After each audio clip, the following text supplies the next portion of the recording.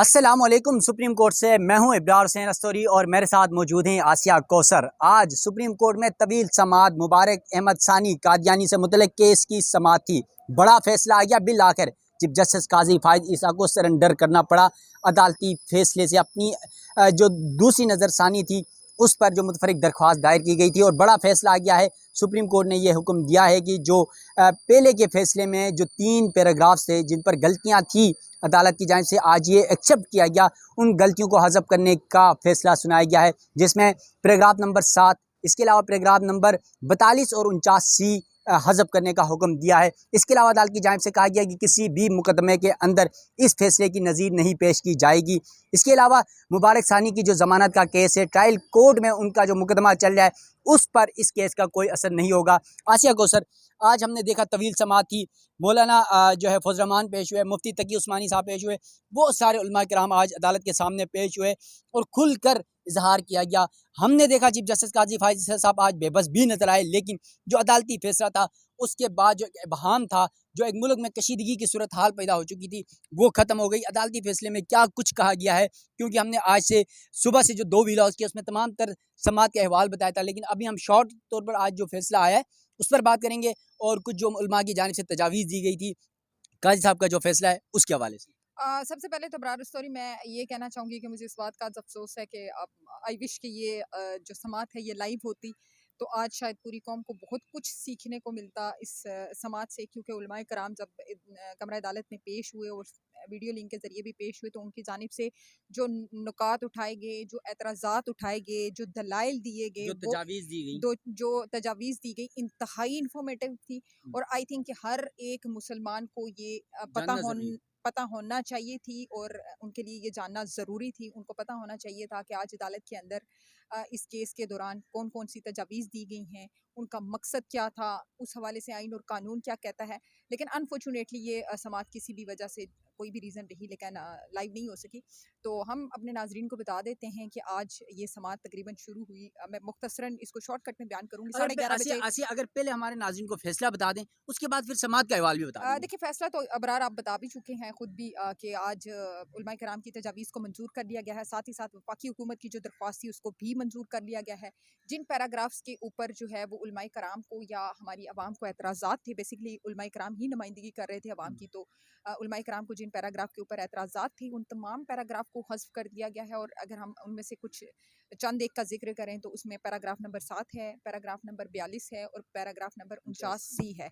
ये वो 3 पैराग्राफ हैं। इसके अलावा भी काफ़ी सारे पैराग्राफ्स हैं, लेकिन ये जो हैं वो पैराग्राफ है बहुत ज़्यादा कंट्रोवर्शियल थे, तो इनको हज़्फ़ कर दिया गया। और साथ ही साथ अदालत की जानिब से ये भी कहा गया है कि इन पैराग्राफ्स को जो इस फैसले से हज़्फ़ किए गए हैं, इसे आइंदा किसी भी अदालती केस के दौरान या फैसले के दौरान नज़ीर के तौर पर पेश नहीं किया जाएगा, क्योंकि सुप्रीम कोर्ट के अंदर जब भी कोई फैसला होता है तो उसे साल और सदियों तक जो है वो एक नज़ीरें पेश की जाती हैं। तो इस केस के फैसले को बतौर नज़ीर जो है वो किसी भी केस में पेश नहीं किया जा सकेगा।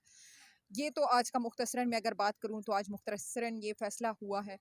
ओवरऑल मैं समाअत का अहवाल जो है वो शुरू से चूँकि हम बताते रहे लेकिन फिर भी मुख्तसरन बताना चाहूँगी। 11:30 बजे केस की समाअत का आगाज़ हुआ। चीफ जस्टिस काजी फायद ईसा की सरबराही में 3 रुकनी बेंच ने इस केस की समाअत की। यहाँ मैं अपने नाज़रीन को ये भी बताऊँ कि ऐसा तारीख़ में आप ये समझ लें कि शायद ही कभी हुआ हो कि एक फैसला आ चुका है, एक नज़रसानी हो चुकी है और उसके ऊपर दोबारा से नज़रसानी। आप इसको बेशक नज़रसानी का अदालत नाम ना दे, काजी साहब ने बार बार उलमा को इस बात से रोका, ये नज़रसानी नहीं बल्कि वफाकी हुकूमत की मुतफरिक दरख्वास्त हम है। काजी साहब की इस बात से एग्री कर लेते हैं, लेकिन बहरहाल बनती तो नज़र जब फैसला हो चुका, रिटन ऑर्डर आ चुका, उसके बाद अगर आप दोबारा नया प्रेजेंट। हाँ, लेकिन बहरहाल जो भी था ये भी तारीख में पहली दफ़ा हुआ। उसके बाद वफाकी हुकूमत की जानिब से बेसिकली ये जो है वो दरख्वास्त दायर की गई थी। तमाम उलमाए कराम को जो है वो नोटिस जारी किए गए थे, जिसमें अगर मैं चंद एक बड़े नामों का जिक्र करूँ तो उसमें मौलाना तकी उस्मानी साहब शामिल थे, मौलाना फजल रहमान साहब शामिल थे।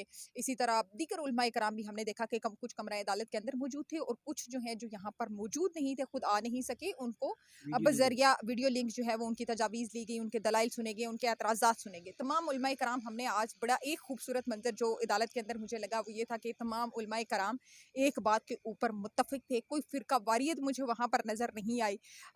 अदालत के अंदर उलमाए कराम के अंदर कि ये अहले तशरीह के उलमा हैं, ये अहले सुन्नत के हैं, ये अहले बैत के हैं, ये चीज़ मुझे नज़र नहीं आई। और मुझे ये समझ लें कि जब से मैं पैदा हुई हूँ पहली दफ़ा मुझे इस तरह से उलमाए कराम को एक पेज के ऊपर देखकर मुझे इंतहाई दिली खुशी हुई। तमाम जो उनके एतराज़ात थे वैलिड एतराज़ात थे, जो उनकी जानिब से दलाइल पेश किए गए वैलिड दलाइल थे, जो आइन और कानून के हवाला जात दिए गए वो भी वैलिड थे। चंद एक बातें मैं करना चाहूँगी जिसमें ये कहा गया उलमाए कराम की जानिब से कि कादियानी या तो खुद को अक़लियत डिक्लेयर कर लें, जो कि वो कर नहीं रहे।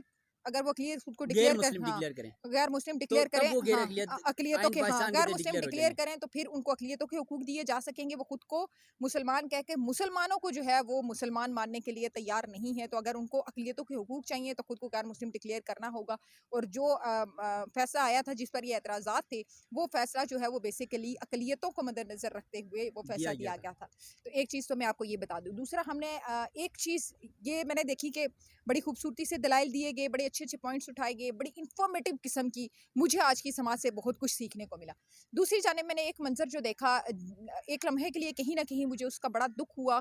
और यकीन जाने कि दिली तौर पर मुझे उस चीज़ का दुःख हुआ कि आज काज़ी साहब के चेहरे पर मैंने बेबसी देखी। उनके चेहरे पर ये नहीं है कि उनके चेहरे पर बेबसी है तो उसका दुःख, लेकिन जिस तरह से उनकी बेबसी का आज चंद लोगों ने फ़ायदा उठाने की कोशिश की, चंद लोगों ने काज़ी साहब को, आप ये समझ लें कि रोस्टम के ऊपर खड़े होकर उनसे आर्गूमेंट करके, उनकी हुक्म अदूली करके जिस तरह से अदालत की इंसल्ट की और जिस तरह से एक आईनी इदारे के सरबराह को जो है वो, मैं ये वर्ड इस्तेमाल नहीं करना चाह रही, लेकिन जिस रवैये से उनके साथ बात की गई इंतहाई गैर मुनासिब रवैया था। हर जगह पर चंद एक ऐसे शरपसंद किस्म के अनासर पाए जाते हैं जो मौके का फ़ायदा उठाते हैं। और आज हमने कमरा अदालत के अंदर कुछ चंद शरपसंद अनासर भी देखे।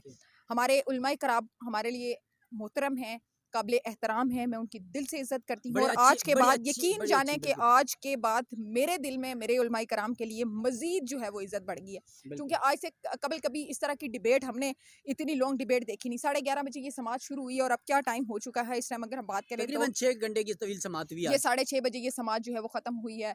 दरमियान में जो है वो 2 दफ़ा वक्फा भी हुआ, फिर उलमाए कराम की जो है वो चैम्बर में मुशावरत के लिए भी गए, यही मैं बताने लगा था। मुशावरत के लिए भी गए। फिर वहाँ पर मौलाना फजलुर रहमान, मौलाना अबुल खैर, मोहम्मद ज़ुबैर वो जो है वो चीफ जस्टिस के चैम्बर में उन्होंने जाकर मुलाकात की, मुशावरत हुई, डिस्कशन हुई और उसके बाद कमरा अदालत में आने के बाद ये फैसला सुनाया गया। मैं अपने नाज़रीन से अगेन वही बात करूँगी जो आज दिन भर में अपने हम वीलॉग्स में करते रहे हैं कि ये एक चीज़ हमेशा याद रखें, मज़हब के ऊपर हर एक शख्स का शायद उस तरह से अबूर उसको हासिल नहीं होता। मज़हब हमारी कमज़ोरी भी है, हमारी ताकत भी है, लेकिन हमने अपने मज़हब को अपनी स्ट्रेंथ बनाना है। किसी को भी मज़हब कार्ड खेल कर हमें वर्गलाने की इजाज़त नहीं है। हमारे जज्बात को मजरूह करने की और हमारे जज्बात के साथ खेल कर, इश्तियाल दिलाकर अपना फ़ायदा कभी भी हासिल ना करने दें। आज से कुछ दिन कबल आप पीछे जाएँ तो चीफ जस्टिस के बारे में जिस तरह के बयानात, जिस तरह के फतवे दिए जा रहे थे, मुझे डर था कि खुदा ना ख़्वास्ता कोई इंसिडेंट ना हो जाए। लेकिन आज आप देखें गलती इंसान से होती है और बड़ेपन का मुज़ाहिरा करते हुए आज चीफ जस्टिस साहब ने उस गलती का एतराफ़ किया और उस गलती को सुधारा। और ये तभी मुमकिन हुआ जब उनको ये मौका दिया गया। कोई भी अक्ल कुल नहीं होता, हर शख्स का दीन के ऊपर मुकम्मल अबूर हर शख्स को हासिल नहीं होता। और ये अबूर हमारे यहाँ मसला ये है कि हम लोग जो है वो दीन को उस तरह से पढ़ते नहीं हैं।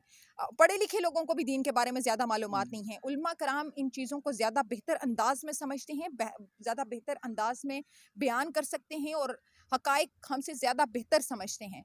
तो आप अपने उलमाए कराम को भी देखें और ये समझें कि आप के दीन को कौन सपोर्ट कर रहा है, कौन तहफ़्फ़ुज़ दे रहा है और कौन आपके साथ दीन के नाम पर खिलवाड़ करने की कोशिश कर रहा है। ऐसे शरपसंद अनासर से बचें जो आज हमने कमरा अदालत के अंदर भी देखे।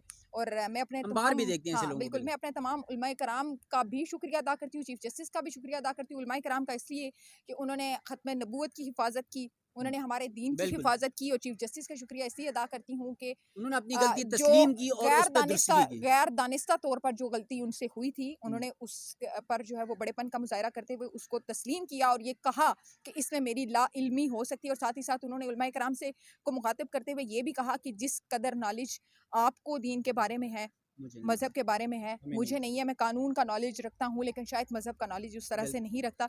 तो मैं आज चीफ जस्टिस का भी शुक्रिया अदा करती हूँ और अपने तमाम उलमाए कराम का भी, स्पेशली अगर हम बात करें मुफ्ती तकी उस्मानी साहब का, मौलाना फजलुर रहमान साहब का, तमाम उलमाए कराम जो आज अदालत में पेश हुए और जिन्होंने एक डिसेंट और सोफिस्टिकेटेड तरीके से अपने दलाइल को सामने रखा, उनका शुक्रिया अदा करती हूँ। ना कि उनका जो रोस्टम पर खड़े होकर चाह रहे थे कि शायद यहाँ पर भी आज कोई इंतशार फैले और कमरा अदालत के अंदर कोई जो है वो माहौल इस तरह का गर्मा गर्मी का या इश्तियाल अंगेज़ी का या इस तरह का कोई माहौल बने, उनका शुक्रिया मैं नहीं अदा करूँगी और ऐसे लोगों से आप भी बच के रहिए। चलें, आसिया ने तफसीलात आपके सामने रखी, मैंने तफसीलात आपके सामने रखी। दिन भर इस केस के हवाले से 2 व्लॉग्स इससे कबल हमने किए हैं, मैं और आसिया ने उस पर तमाम तर तफसीलात रखी थी। अभी ये फैसला आया है, रात का अंधेरा हो चुका है, देख लें आप, सुप्रीम कोर्ट के बाहर हम मौजूद हैं और हम नज़र भी नहीं आ रहे लेकिन हैं। बहरहाल थोड़ा सा मैं कोशिश उसको करूँगा मैसेज आसिया, भेज वीडियो थोड़ी सी जो है वो एडिटिंग करूँगा मैं, ओके। एडिटिंग करूँगा और थोड़ी सी लाइट देने की कोशिश करूँगा। तो नाज़रीन, यकीनन इस केस के फैसले की वजह से मुल्क भर में जो एक इश्ताल सा फैला था, अब वो इश्ताल ख़त्म हो चुका है। सुप्रीम कोर्ट ने बड़ा फैसला सुना दिया है। उलमा कराम का, चीफ जस्टिस काजी फायद ईसा का और पूरी कौम का शुक्रिया, जिन्होंने आज हमारी भी आंखें खोली और बहुत कुछ हमें मालूम हुआ, बहुत कुछ सीखने को मिला उलमा कराम से। मुफ्ती तकी उस्मानी साहब ने जिस तरह के दलाइल दिए, नो डाउट आज मज़ा आ गया। तो नाज़रीन, सुप्रीम कोर्ट से मैं और आशिया को दीजिएगा इजाज़त। अल्लाह हाफ़िज़।